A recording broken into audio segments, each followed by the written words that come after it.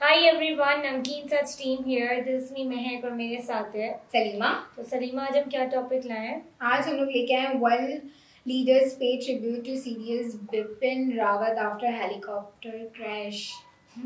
तो unfortunately helicopter crash Bipin sir के हुए थे, जो इंडियन आर्मी लीडर्स रहे थे और जिसका कंडोलेंस भी किया था पाकिस्तान आर्मी ने। तो उस पे ये वीडियो है जिसपे हम रिएक्शन दे रहे हैं, जिसकी रिक्वेस्ट आई थी हमारे सब्सक्राइबर से।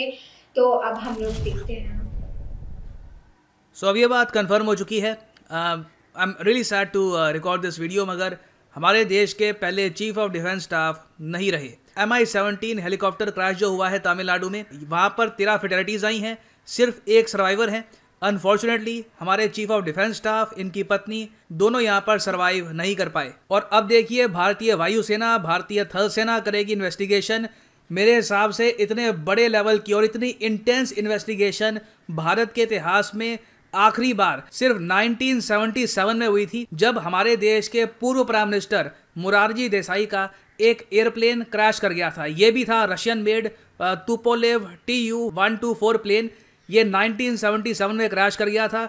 इंडिया के प्राइम मिनिस्टर यहाँ पे ऑन बोर्ड थे, कई स्टेट्स के चीफ मिनिस्टर यहाँ पे ऑन बोर्ड थे। यहाँ पे आप देख पाओगे ये उस प्लेन की फोटो है। कई लोग यहाँ पर मारे गए, मगर मिराकुलसली भारत के उस वक्त के प्रधानमंत्री मोरारजी देसाई यहाँ पर बच गए। और इस इंसिडेंट की बहुत ही ज्यादा थॉरो इन्वेस्टिगेशन करी गई थी। इंटरनेशनल एजेंसीज बुलाई गई, इंडिया की सिक्योरिटी एजेंसीज ने कई महीनों तक यहाँ पे इन्वेस्टिगेशन करी है।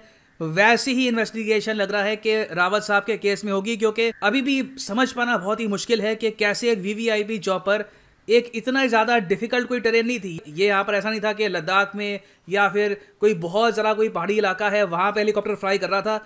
अचानक से हेलीकॉप्टर क्रैश करे कर गया, ये अभी भी किसी को समझ आ नहीं रहा।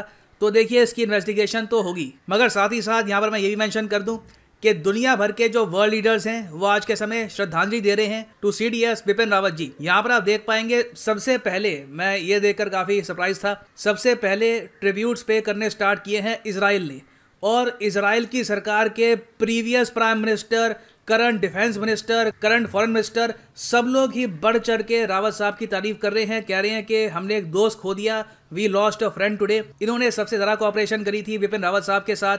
इंडिया और इजराइल के डिफेंस रिलेशंस को मजबूत करने में मैं कहूँगा रावत साहब का भी एक बहुत ही क्रिटिकल रोल था। इसलिए बेंजामिन नेतन्याहू ने खुद यहाँ पर ट्वीट करी है, I was deeply saddened to learn about the deadly helicopter crash that killed India chief of defence staff general Bipin Rawat, his wife and 11 others in Tamil Nadu. और फिर यहाँ पे आप देख पाओगे इजराइल के जो रक्षा मंत्री है, इनकी भी ट्वीट है। इजराइल के जो विदेश मंत्री हैं, ये तो बिल्कुल हिंदी में देवनागरी में यहाँ पर लिख रहे हैं। और सबसे ज्यादा ट्रिब्यूट्स आज के समय अगर दिए हैं तो इजराइल की सरकार ने दिए हैं। इवन इजराइल के मैं देख रहा हूँ कई जो इनके इन्फ्लुएंसर्स हैं, जो आम नागरिक हैं, वो भी इस वक्त इंडियंस के साथ ग्रीव कर रहे हैं over the loss of CDS Bipin Rawat साहब। फिर इंटरेस्टिंगली इनफ पाकिस्तान की तरफ से भी आप अगर देखें तो ट्रिब्यूट्स आए हैं। DGISPR की ये ट्वीट है। ये लोग कह रहे हैं कि जनरल जावेद बाजवा ने भी यहाँ पर अपनी कंडोलेंसेस दी हैं on the tragic death of CDS general Bipin Rawat. इसके अलावा इमरान खान की तरफ से मैंने कोई स्टेटमेंट या ट्वीट अभी तक जब मैं वीडियो रिकॉर्ड कर रहा हूँ नहीं देखी। फिर आगे आप अगर देखें तो भूटान के PM ने भी यहाँ पर ये ट्वीट करी है। देखिए भूटान के लिए तो रावत साहब बहुत ही स्पेशल थे और इसलिए भूटान के लोग इनको याद भी कर रहे हैं। जब डोकलाम क्राइसिस हुआ था, जब चाइना ने भूटान को बुली करने की कोशिश करी थी 2017 में, और इंडियन फोर्सेस बिल्कुल चाइना के सामने खड़ी हो गई थी भूटान के डिफेंस में, उस वक्त रावत साहब देख रहे थे पूरी सिचुएशन को। इसलिए आज के समय भूटान की सरकार, इनके लोग जेन्युइनली मिस कर रहे हैं रावत साहब को। अब ये इसके बारे में मैं क्या कहूँ, यहाँ पे मैं रुक जाता हूँ।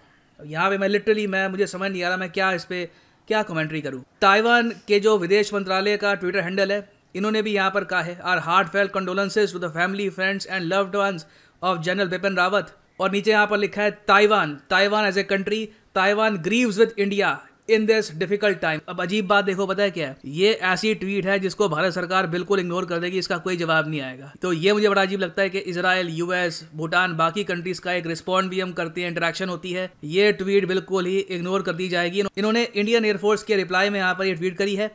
खैर ताइवान की तरफ से भी कंडोलेंसेज आई है, और उसके अलावा जो वेस्ट ताइवान है, the people's republic of China है, वहाँ से भी आप अगर देखो तो उनके जो एम्बेसडर हैं टू इंडिया, उन्होंने कहा है कि deep condolences, my sympathy goes to all the family members of general Bipin Rawat. Australia के जो एम्बेसडर हैं, जो हाई कमिश्नर हैं टू इंडिया, इन्होंने भी यहाँ पर ट्वीट करी है। ऑस्ट्रेलिया ने वेरियस प्लेटफॉर्म्स में इनकी जो डिफेंस मिनिस्ट्री है वहाँ से भी स्टेटमेंट आई है। ऑस्ट्रेलिया ने ऑफ कोर्स यहाँ पर स्टेटमेंट दी है। जापान की तरफ से स्टेटमेंट आई है। रशिया के जो एम्बेसडर हैं टू इंडिया, उन्होंने भी ये कहा है कि रशिया ने आज अपना बहुत ही एक क्लोज फ्रेंड खो दिया। रावत साहब की मैं ये कहूँगा स्पेशलिटी थी कि इन्होंने बहुत ज़्यादा मिलिट्री एंगेजमेंट बढ़ाई इजराइल, यूएस और रशिया के साथ। इंडिया की रशिया के साथ जो मिलिट्री एक्सरसाइजेज हैं, ओवरऑल आप देखोगे कि मिलिट्री टू मिलिट्री एंगेजमेंट काफ़ी हद तक बड़ी थी अंडर बिपिन रावत, और इसलिए यहाँ पर इन्होंने कहा है good bye friend, farewell commander. उसके अलावा यूनाइटेड स्टेट्स ऑफ अमेरिका ने अलग से एक मैसेज सेंड किया है। इन्होंने ये कहा है कि रावत साहब एक बहुत ही स्ट्रॉन्ग फ्रेंड और पार्टनर थे यूनाइटेड स्टेट्स ऑफ अमेरिका की। और बिल्कुल मुझे आज भी याद है एक्चुअली 2019 में जब बिपिन रावत बने थे CDS ऑफ इंडिया, पहले chief of defence staff of India, उस वक्त यूनाइटेड स्टेट्स ऑफ अमेरिका पहला देश था जिसने इनको कंग्रेचुलेट किया था। बाकी भी कंग्रेचुलेशंस आई थी, मगर USA ने होल हार्टेडली इनको वेलकम किया था।